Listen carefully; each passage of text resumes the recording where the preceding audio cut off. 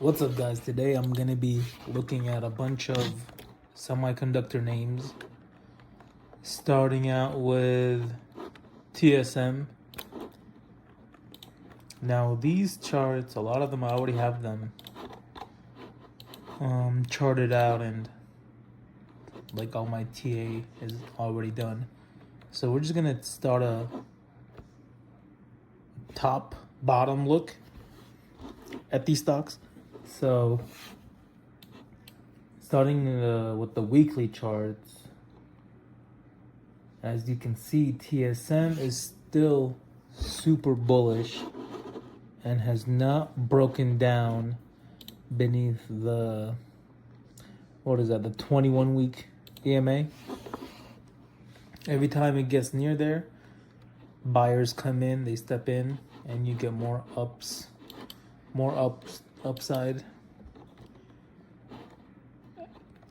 We can tell ever since you had this the 9 and 21 EMA cross right here back in May of 25.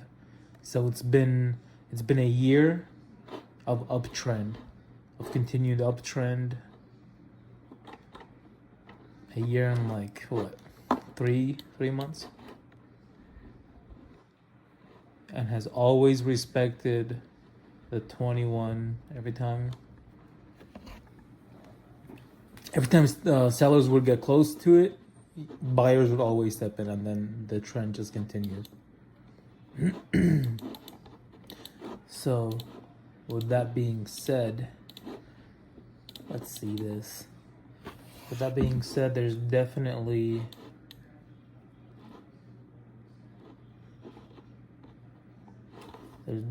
more upside, I would say, to TSM.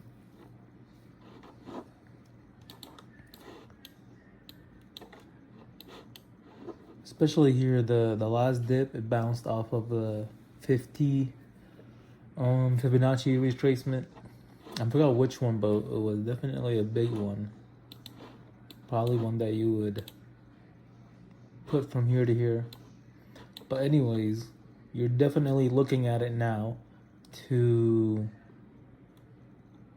let me show you. We're going to be getting a bounce up here. We're going to be retouching this point at 448. And then since it's the second time, I would say, you have two case scenarios where you would get a mini dip and then a final breakthrough of this level, to where you're going to try out for the 472 high that has been tried twice. It'll go for a third time. Now this can be considered a two-time touch because they're very close in nature. But that's always the deal, I feel like, when it comes to charting stocks, is that the first two are always close, and it's always after the second touch is when you get a dip that's always fairly larger than the first dip from the first touch.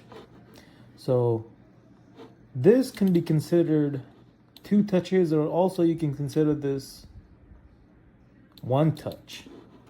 So bullish case scenario, you'll get something like this. On the third attempt, it busts through, and then it'll bounce off, and then you're gonna get new highs. You're looking at 500, 517, 536. Those are your new levels that you're gonna be seeing in a continued bullish uptrend. Now,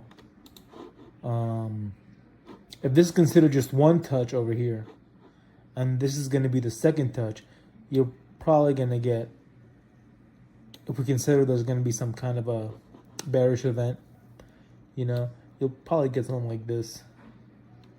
If this is considered the first, then this is the second, which is going to be an even bigger dip.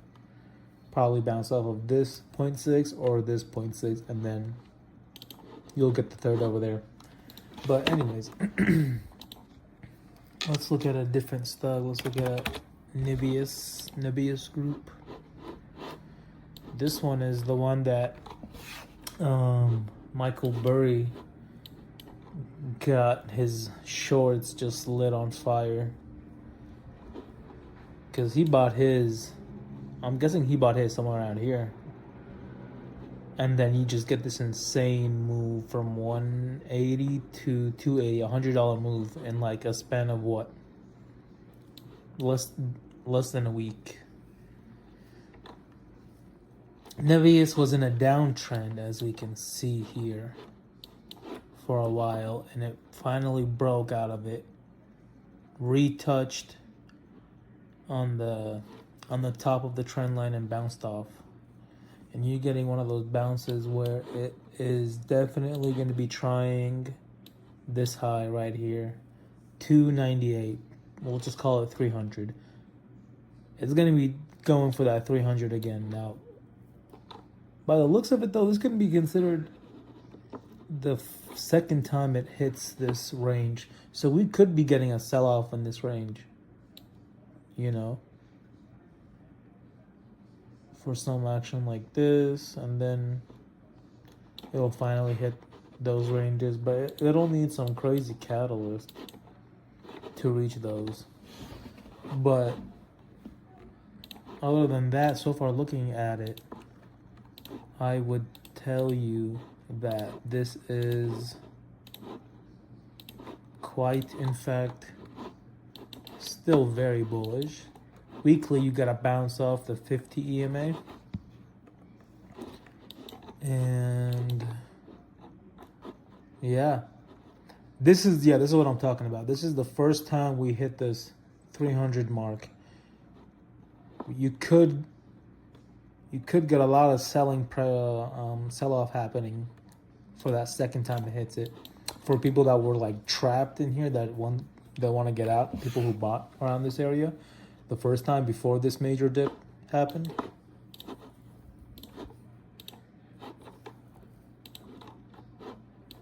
So,